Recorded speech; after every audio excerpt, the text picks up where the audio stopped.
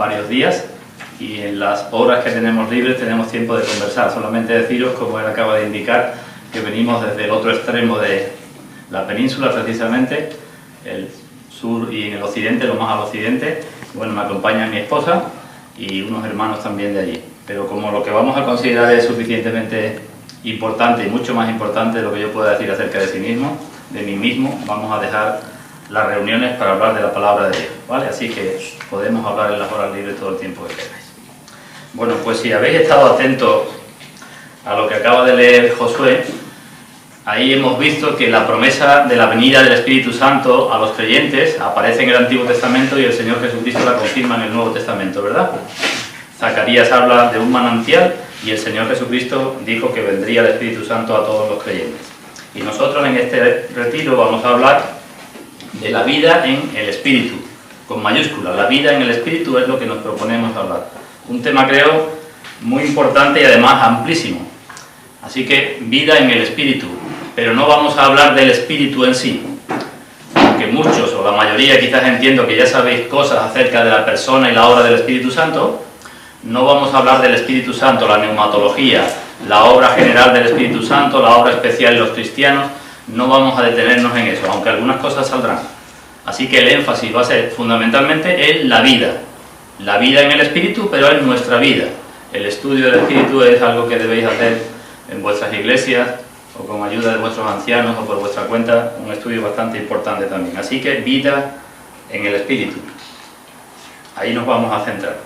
Y mirad, para hablar de esto, quiero leer en primer lugar un versículo del Evangelio de Juan. Acompañadme, Evangelio de Juan, capítulo 10.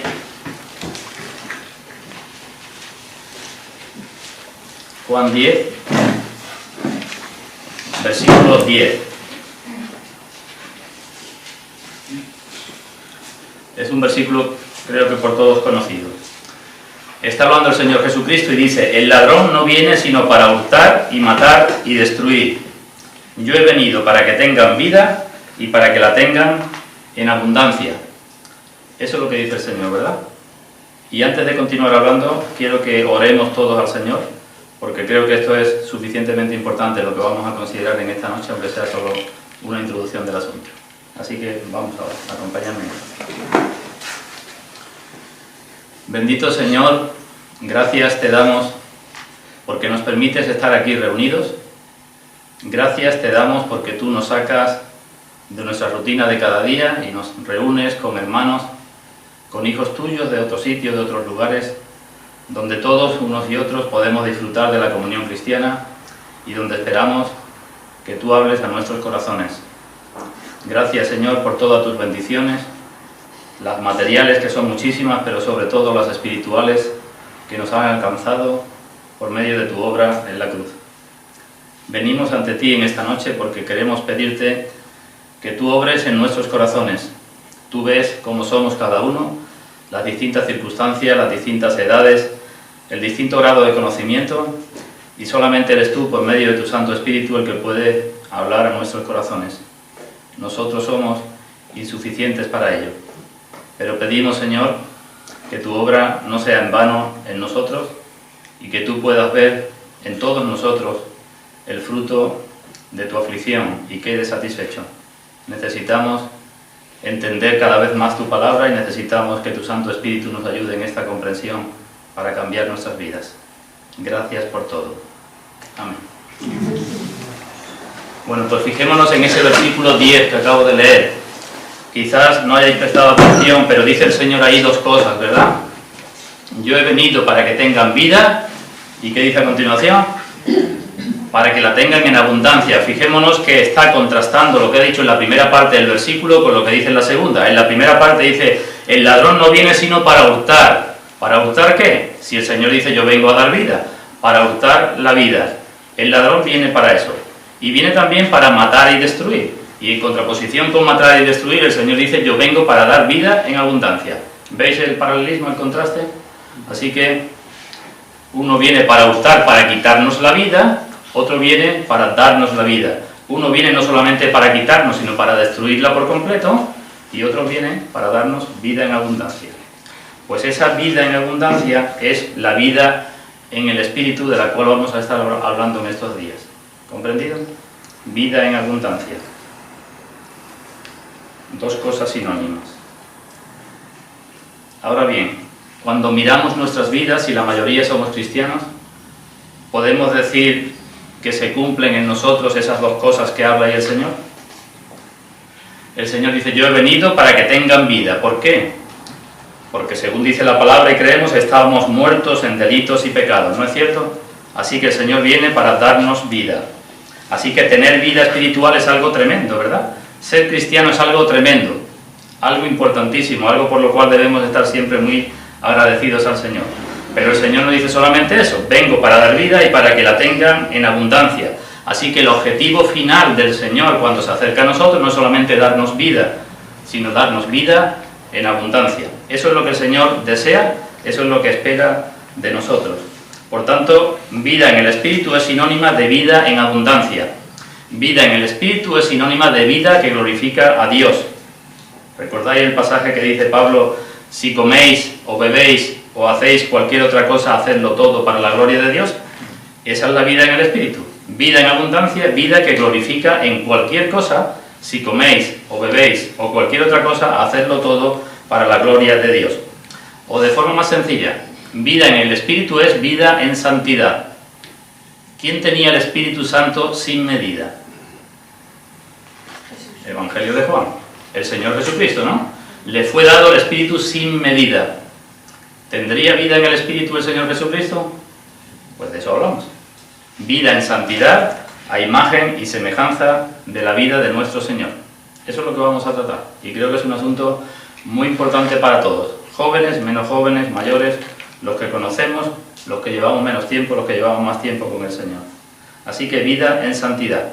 Por tanto, vida en el Espíritu no podemos confundirla con visiones, o revelaciones, o sueños, o experiencias místicas, o intuiciones, o cosas extraordinarias, o gozo en un culto. No podemos confundir la vida en el Espíritu con eso.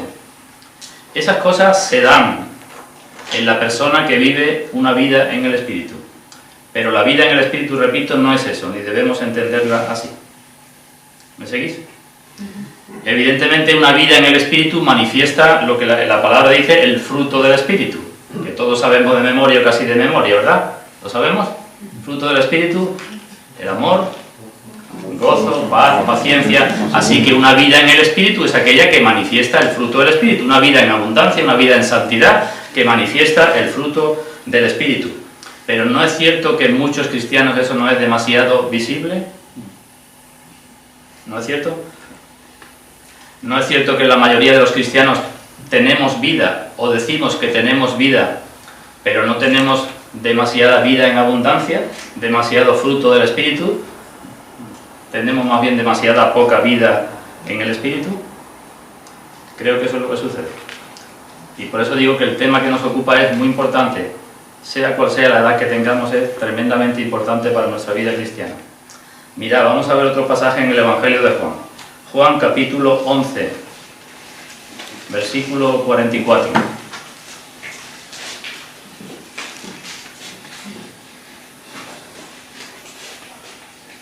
Juan 11, 44. Sabéis que aquí se está hablando de la resurrección de Lázaro en el capítulo 11 de Juan. Pues cuando el Señor ordenó a Lázaro que saliera fuera, dice en el versículo 43, ahora en el versículo 44 dice, y el que había muerto salió, atadas las manos y los pies con vendas, y el rostro envuelto en un sudario. Jesús les dijo, desatadle y dejadle ir. Fijémonos en Lázaro cuando sale de la tumba. ¿Estaba vivo o estaba muerto? Vivo, ¿no? Si no, no hubiera salido, ¿no? Sale vivo. El Señor le dijo, Lázaro, ven fuera. Y el que había muerto salió. ¿Pero cómo salió? Atadas las manos y los pies con vendas. Y seguramente oliendo mal, ¿verdad? Eso sucede en la vida de muchos cristianos. Tenemos vida, pero estamos muy atados con multitud de cosas. Y a veces no olemos muy bien. Y necesitamos soltar vendas, quitarnos todo aquello que nos ata. Porque si no lo hacemos, nuestra vida no es en abundancia, no manifestamos el fruto del Espíritu, salimos perjudicados y además no glorificamos a Dios. Así que es una cuestión importante, ¿verdad? Por tanto, deberíamos esforzarnos por tener vida en el Espíritu por nuestro propio beneficio, por nuestra propia bendición. Porque a todos nos gusta tener gozo y paz y paciencia y bondad y todas esas cosas, ¿verdad? Por nuestra propia bendición deberíamos esforzarnos en ello. Pero si buscamos eso como objetivo fundamental, nos estaremos equivocando. Debemos esforzarnos en la vida en el Espíritu, teniendo como objetivo, fin último en nuestra vida, glorificar a Dios. Buscamos tener una vida en abundancia porque deseamos glorificar a Dios o porque debemos desear glorificar a Dios. Lo otro viene como cuestión adicional. Dios nos dará gozo a pesar de... No pedimos gozo para que todo esté bien en mi vida. Pido glorificar a Dios y Dios me dará gozo a pesar de, y me dará paz a pesar de, y me dará paciencia a pesar de. Así que eso es el meollo de lo que vamos a hablar, hermanos. No puede haber vida en el Espíritu si nuestro objetivo no es glorificar a Dios. Metamos eso en nuestras cabezas. Si no es ese, es imposible vida en el Espíritu, es imposible fruto del Espíritu. En las personas hay distintas clases de vida, ¿verdad? Podemos tener vida vegetativa, ¿sabéis? Cuando alguien tiene un accidente, decimos se ha quedado como un vegetal, ¿verdad? Vida vegetativa. Podemos tener vida racional y podemos tener vida espiritual, los cristianos. Pero cada una de esos tipos de vida se pueden tener en distintos niveles o en distintos grados. Y así como hay distintos grados de vida vegetativa, hay distintos grados de vida racional y hay distintos grados de vida espiritual. Y lo que hablamos es de ser testigos del Señor con nuestra vida en el Espíritu. No de ser abogados del Señor, que todos somos muy buenos abogados, ¿o que sí? Pero el Señor no necesita tantos abogados, necesita más testigos. Así que tenemos claro lo que es la vida en el Espíritu. Pues ahora una pequeña introducción, ¿cómo se alcanza? Porque hemos dicho que la comienza el Señor, ¿verdad? Yo vengo para dar vida, así que la comienza Dios mismo. Pero después nosotros tenemos que crecer. ¿Y cómo se consigue esto? Sabéis que hay un pasaje en la carta a los Filipenses que se nos dice: Dios es el que en vosotros produce así el querer como el hacer por su buena voluntad. ¿Sabemos? Dios es el que produce el querer y el hacer por su buena voluntad. Entonces podemos preguntarnos, ¿la vida del Espíritu o la vida en el Espíritu procede por completo de Dios? ¿Qué os parece? Pues sí y no. Sí y no. La vida en el Espíritu depende por completo de Dios porque no es algo que nosotros ganemos. Por mucho que hagamos, no la vamos a ganar. Ni es algo que Dios esté obligado a darnos por mucho que nosotros hagamos. Así que en ese sentido podemos decir depende de Dios la vida en el Espíritu. Igual que depende el nacimiento, también depende el crecimiento. Pero también en ese mismo pasaje se nos dice, ¿lo sabéis qué se nos dice? Antes de lo que yo acabo de decir, Dios es el que produce en vosotros, antes de eso que dice, ocupaos en vuestra salvación con temor y temblor. Así que hay una parte que nos corresponde a nosotros. Y lo que vamos a hacer en estos días es dedicarnos a pensar en aquello que nos corresponde a nosotros. Vida en el Espíritu que nos corresponde a nosotros, lo que el Señor quiere de nosotros, sabiendo que en última instancia todo depende de Dios, pero sabiendo que yo tengo que hacer todo lo posible como si todo dependiera exclusivamente de mí. ¿Comprendéis lo que acabo de decir? Para el cristiano eso tiene que ser así.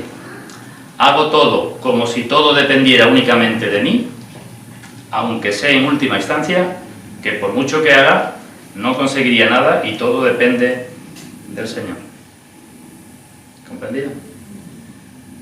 Ahí, acompañadme en la carta a los Efesios. Vamos a leer un pasaje.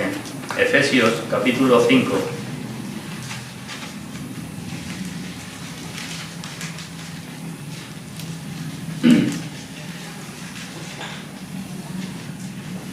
Versículo 18. Se nos dice: no os embriaguéis con vino, en lo cual hay disolución, antes bien, sed llenos del Espíritu. ¿Eso qué es? Sed llenos del Espíritu. ¿Eso es una promesa de Dios?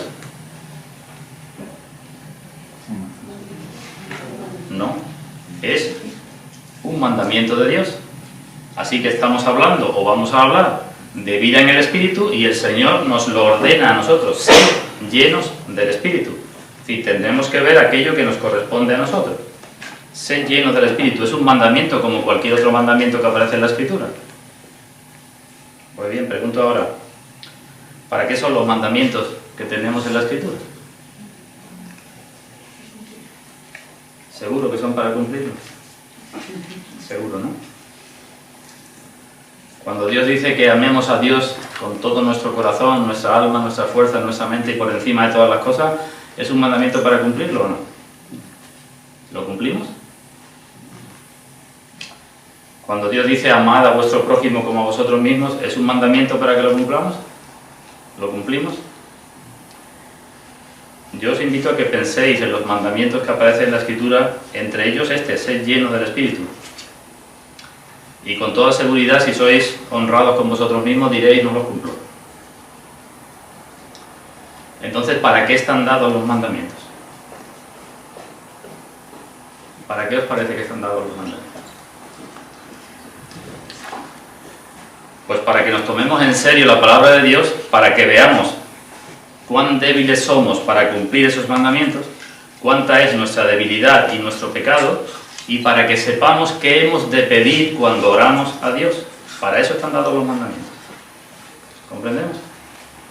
Si yo leo sed llenos del Espíritu, que es un mandamiento para mí, y yo veo que mi vida no es una vida gobernada por el Espíritu, no es una vida en abundancia, y yo lo paso por alto, pues muy bien, otro mandamiento que no le presto atención, y así puedo seguir, puedo decir mucho, ¿verdad?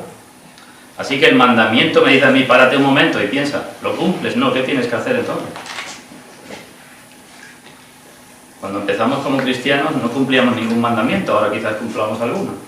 Cuando el Señor nos dice, ama a tu enemigo y haz el bien al que te aborrece y ora, todas esas cosas, ¿para qué son esos mandamientos? Para que los cumplamos. ¿Los cumplís alguna vez, hermanos? Yo me alegraría mucho que fuese así. Pero si los cumplís es porque habéis pedido a Dios, Señor, ayúdame a cumplir este mandamiento, porque yo por mí mismo no soy capaz de amar a mi enemigo. Y si eso nos lo hemos tomado en serio, el Señor nos habrá dado gracia para que lo cumplamos. Pero bueno, ya estoy haciendo referencia a un asunto que hablaremos Dios mediante el último día, que es orar en el Espíritu. Así que la vida en el Espíritu depende mucho de nosotros, aunque todo depende de Dios. Depende mucho de nosotros. Y tenemos que hacer todo como si todo dependiera de nosotros.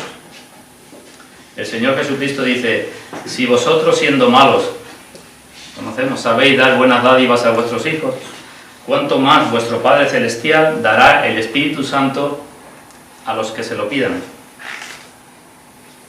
¿A quiénes se dirige el Señor cuando habla de eso? Vosotros siendo malos sabéis dar buenas cosas, cuánto más vuestro Padre dará el Espíritu Santo a los que se lo pidan. ¿A quién se dirige con esa frase? ¿A incrédulos o a creyentes? A creyentes.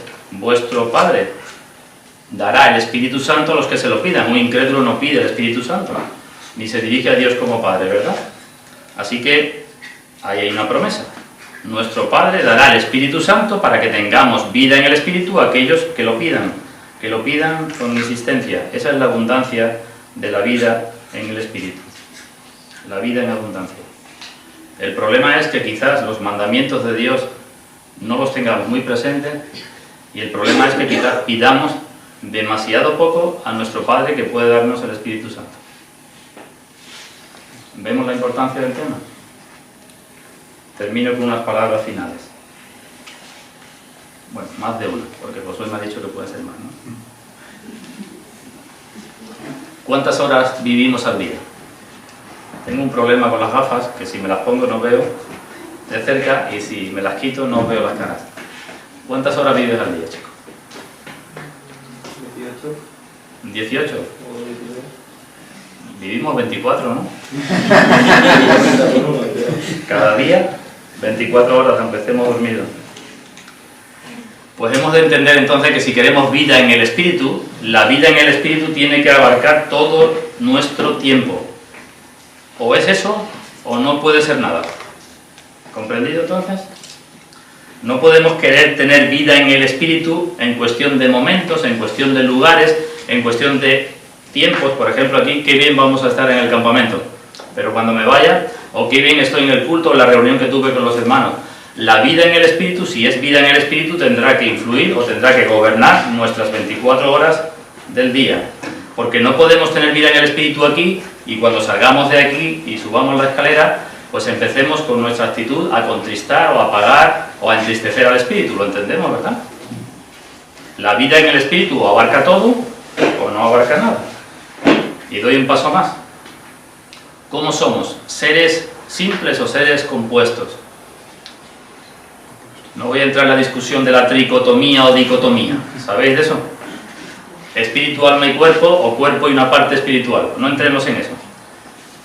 Pero si distinguimos espíritu, alma y cuerpo, la vida en el espíritu, si queremos vida en el espíritu, tendrá que afectar a nuestro espíritu, alma y cuerpo. Porque si no, no hay vida en el espíritu. ¿Vemos? Todo nuestro tiempo y todo nuestro ser. Por ejemplo, hablo del cuerpo en primer lugar. ¿Qué dice la Escritura que es el cuerpo para el cristiano? Templo del Espíritu Santo. Así que, si soy cristiano y no me preocupo de lo que como, es que tiene que ver con mi cuerpo, ¿no? No me preocupo del descanso, o del trabajo, o del exceso de trabajo, o del ejercicio físico necesario para mantener mi cuerpo como templo del Espíritu Santo, o tantas cosas que conciernen al cuerpo, no puedo tener vida en el espíritu, al menos vida en abundancia, porque el cuerpo forma parte de nuestra vida en el espíritu. Ahí también entra el modo de vestir, claro está, el modo en que adornamos nuestro cuerpo.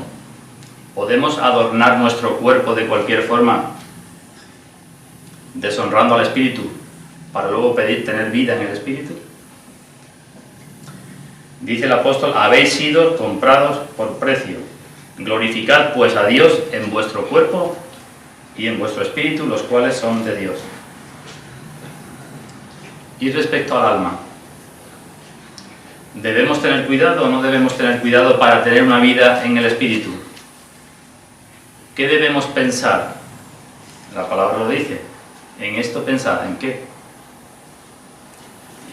Todo lo que es justo, todo lo que es puro, todo lo que es amable, todo lo que es de buen nombre, si hay virtud alguna, si hay algo digno de alabanza, en esto pensad.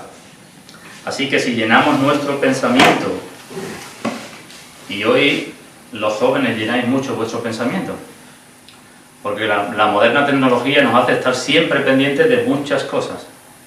Los WhatsApp, los teléfonos, internet, las pantallas de televisión y tantas cosas, no solamente para los jóvenes, para todos.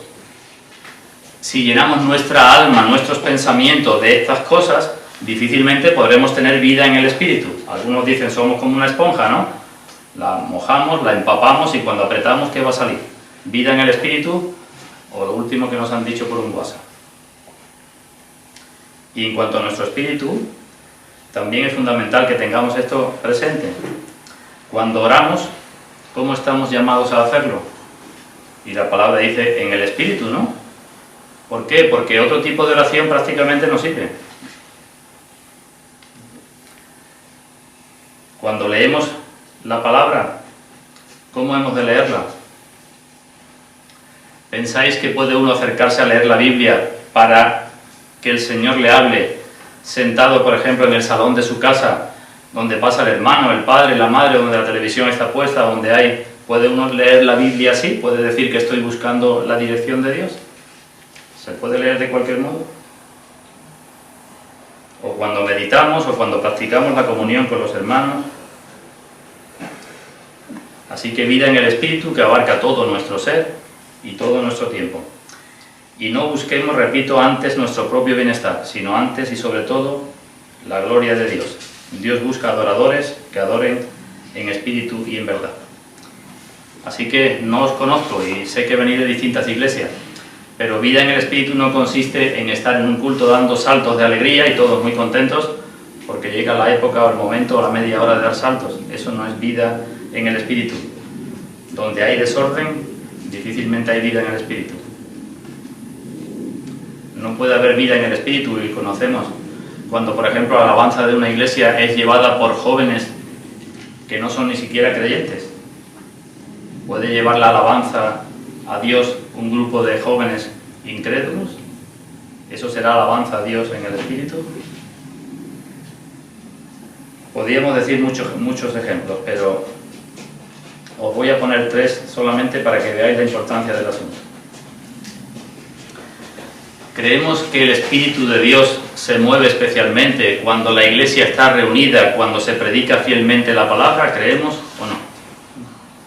El Espíritu Santo nos puede hablar de muchos modos, pero especialmente Dios ha dispuesto que nos congreguemos, y cuando la palabra se predica fielmente, el Espíritu se mueve para influir en nuestras vidas y en nuestros corazones. ¿Creemos eso? ¿Lo creemos? Pues si lo creemos, pregunto, ¿qué has hecho antes de venir aquí? Es fundamental que nos preguntemos eso. ¿Qué hacemos cuando estamos aquí? ¿Y qué vamos a hacer cuando salgamos de aquí?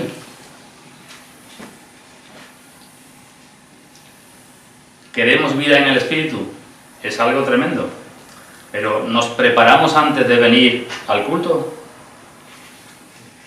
¿No es fundamental eso? ¿Puedo estar en la puerta jugando a lo que sea? Y cuando alguien me diga, oye, que tienes que entrar, ya tengo la conexión con el Espíritu y ya todo va bien. Eso no solamente para el campamento, hermanos, también para nuestras iglesias. Por desgracia conocemos algunas iglesias, espero que nadie se sienta prealudido, pero puedo hablar con libertad, ¿verdad? Porque no conozco a nadie. Pero hemos visitado alguna iglesia donde a la hora del culto el que preside está en la puerta charlando, el que está dentro, el pastor, lo está llamando a voces, oye, que es la hora, entra. Y aquel entra y deja a otro hermano en la puerta, y eso es, se puede esperar que Dios hable ahí con su palabra. Esa es la actitud que llevamos ante la palabra. Y cuando estamos en el culto, ¿a dónde están nuestros pensamientos? Y cuando nos vamos, ¿de qué hablamos? Es importante que vosotros y en vuestras iglesias toméis conciencia de esto, es fundamental. ¿No es fundamental para los predicadores? Os pregunto. No sé si estáis algunos pastores por aquí, quizás algunos, ¿verdad? Bueno, por lo menos Josué. Si un predicador, cuando prepara la predicación, no la hace en el Espíritu, y cuando va a predicar, no lo hace en el Espíritu, y cuando termina, le importa poco lo que ha predicado, pensamos que eso va a tener mucha influencia en las personas. Dios es soberano y puede hacer lo que quiera, evidentemente, pero hay de mí o del predicador que no se tome en serio su trabajo. Pues igual todos los cristianos. Cuando vamos a escuchar la palabra de Dios, es la palabra de Dios lo que vamos a escuchar. Y vamos en principio a que Dios nos hable a cada uno de nosotros personalmente. Así que al menos yo os pediría, bueno, os lo pido ya, lo que aprendamos en este retiro, vamos a ir poniéndolo en práctica. Porque si no, ¿para qué sirve lo que se aprende? Digo otro ejemplo. Y en cuanto a nuestra oración, ¿cómo oramos? ¿Nos ha dejado Dios huérfanos en cuanto a nuestro modo de orar? ¿O hay un modo de orar en el Espíritu? Porque también la oración forma parte de nuestra vida, ¿no? Y hablamos de vida en el Espíritu. Cuando un niño pequeño comienza a hablar, tú no te acuerdas cómo comenzaste, ¿verdad? No te acuerdas, ni yo tampoco. Pero has visto niños pequeñitos y cómo comienzan a hablar. No saben, ¿verdad? Balbucean y no saben hablar. Cuando comenzamos como cristianos, ¿cómo comenzamos a orar? Pues cada uno como mejor nos parece, ¿verdad? Pero mala cosa es que después de 20 años de cristianos sigamos balbuceando. No creo que Dios esté muy contento con eso. Como yo no estaría muy contento con un niño que tuviese 20 años, un hijo mío, que todavía no supiese hablar. Así que, ¿cómo oramos? ¿Cómo debemos orar? ¿Nos ha dejado Dios huérfano? Y digo, no, la Escritura está llena de oraciones que podemos llamar en el Espíritu. ¿Por qué oraciones en el Espíritu? Porque la palabra de Dios ha sido inspirada por el Espíritu, ¿no?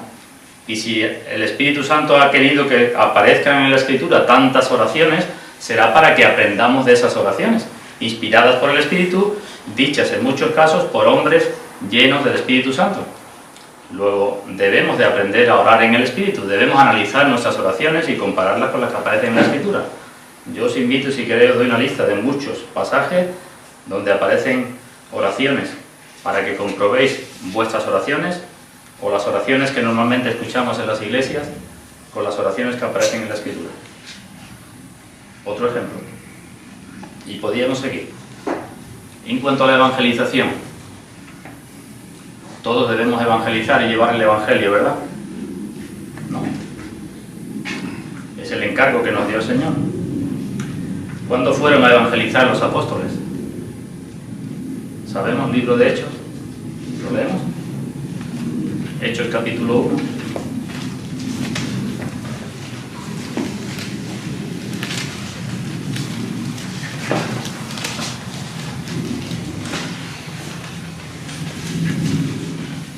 Hechos capítulo 1, versículo 8. El Señor resucitado dice a los suyos: recibiréis poder cuando haya venido sobre vosotros el Espíritu Santo, y me seréis testigos en Jerusalén, en toda Judea, en Samaria y hasta lo último de la tierra. ¿Cuándo fueron a evangelizar aquellos hombres, aquellas personas? Cuando fueron llenos del Espíritu Santo, lo sabemos, después de Pentecostés, ahí tenemos el discurso de Pedro. Así que después que fueron llenos del Espíritu Santo, comenzaron a evangelizar. ¿Y cuál fue el contenido de su predicación en la evangelización? Y si leéis Hechos capítulo 2, los siguientes capítulos, vemos una y otra vez que predicaban la palabra de Dios. Una y otra vez, ¿veis? Y Pedro dice, esta es la profecía de Joel. Y más adelante dice, y esto es lo que escribió el rey David. Y esto es, están siempre hablando de la palabra de Dios. Así que fijémonos qué cosa tan importante. Para evangelizar, llenos del Espíritu Santo y predicando exclusivamente la palabra de Dios. Pues a veces los cristianos parecen olvidarse de eso. Y algunos quieren evangelizar sin lo primero y se olvidan también incluso de lo segundo. Porque como poca gente se convierte, entonces vamos a cambiar los métodos e incluso vamos a cambiar el mensaje. Y sé de iglesias que llevan a evangelizar a jovencitos o jovencitas incrédulos. Lo saben que son incrédulos, pero utilizando métodos del mundo, así se puede atraer a más personas y así más personas se convertirán. Eso no es evangelización en el Espíritu, ¿verdad? Un escritor antiguo bastante conocido, Spurgeon, decía que el Evangelio no es un caramelo, sino es un terrón de sal que el que lo prueba lo va a escupir de su boca. Porque todas las personas por naturaleza somos enemigos de Dios. Así que no podemos intentar evangelizar al modo o con las palabras o con los métodos que le guste a la gente, porque entonces no estaremos evangelizando en el Espíritu. ¿Conclusiones finales? La vida en el Espíritu no es un asunto de poca monta. Es un asunto fundamental. Y si queréis tomarlo en serio, os invito a que comencéis ya aquí. Que no lo dejéis para la semana que viene o para cuando os parezca. Y que todas las cosas que vayamos viendo os esforcéis por ponerlas en práctica. La vida en el Espíritu supone un proceso doloroso. ¿Hemos oído bien? Es un proceso doloroso porque influye en todas las áreas de nuestra vida. En todas. En la carta a los Hebreos se nos dice que nuestro Señor Jesucristo, con mucho clamor y lágrimas, y que fue perfeccionado, ¿nos acordamos? Pues si el Señor Jesucristo necesitó derramarlas, ¿nosotros no vamos a necesitar derramarlas? No solamente es un proceso doloroso, sino que es un proceso que implica la muerte total. ¿Hemos oído bien? Lo dijo el Señor. El que quiera salvar su vida, la perderá. Y todo el que la pierda, todo el que pierda su vida por causa de mí, la hallará. Esa es la vida en el Espíritu, pues. Es decir, no es solamente doloroso, sino es que además tiene que implicar la pérdida de nuestra vida. Y no podemos decir yo quiero vida en el Espíritu, que es lo mismo que decir yo quiero fruto en el Espíritu, o el fruto del Espíritu, pero no quiero perder el 20% o el 50% de mi propia vida. Difícilmente va a conseguirse eso. Así que no busquemos, en primer lugar, nuestro bienestar, sino busquemos glorificar a Dios con nuestra vida en el Espíritu. un reto para los jóvenes, que sois muchos jóvenes. Cuando yo era joven me gustaban los retos. La vida en el Espíritu nos llevará al ayuno. Es algo muy olvidado en las iglesias, ¿verdad? El Señor ayunó. Sí. ¿Y los suyos ayunaron? También. ¿Y los cristianos hoy? No necesitamos ayunar. No digo que ayunemos por obligación. Digo que parece que no lo necesitamos. Nos llevará al ayuno. Y nos llevará, por ejemplo, como a Felipe, a un camino donde nadie sabe quién iba, para hablarle a una persona, cuando estamos aquí estupendamente en el campamento. Y además se convierte en gente para que vamos a ir al desierto para predicarle a no sé quién. La vida en el Espíritu te llevará a tener conflictos con tus parientes según la carne, lo dijo el Señor, ¿verdad? Siempre hay pelea entre Ismael e Isaac. Y te llevará a tener conflictos con el mundo y con los intereses del mundo y con las cosas que te ofrece el mundo. Pues claro que sí, por supuesto. Lo malo es cuando amas al mundo, dice el Señor, ¿no? Porque entonces el amor del Padre no se encuentra en ti. Y el mundo va a intentar influirte, a vosotros jóvenes y a nosotros también, de muchas formas. Así que tendremos que luchar contra nuestra propia carne, contra nuestros parientes según la carne, contra el mundo, contra los intereses del mundo, y también tendrás grandes luchas internas dentro de ti mismo. La vida en el Espíritu tiene que llevarnos a decir con Pablo: con Cristo estoy juntamente crucificado. La vida en el Espíritu puede que te lleve a decir con Pablo: estoy solo y todos me desampararon, pero el Señor estuvo a mi lado y me dio fuerzas. La vida en el Espíritu te ayudará a ver con más claridad tu pecado y tu propia condición. Y eso es doloroso. Leemos lo que dice el apóstol que es la vida en el Espíritu. Terminamos con esto. Filipenses capítulo 3, versículo 7.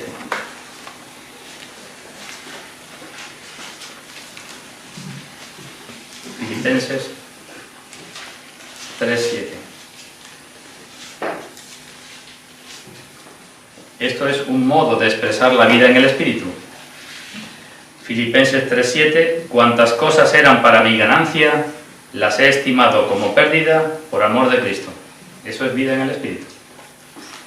Todas las cosas que eran ganancia, y ciertamente aún estimo todas las cosas como pérdida por la excelencia del conocimiento de Cristo Jesús, mi Señor, por amor del cual lo he perdido todo y lo tengo por basura para ganar a Cristo.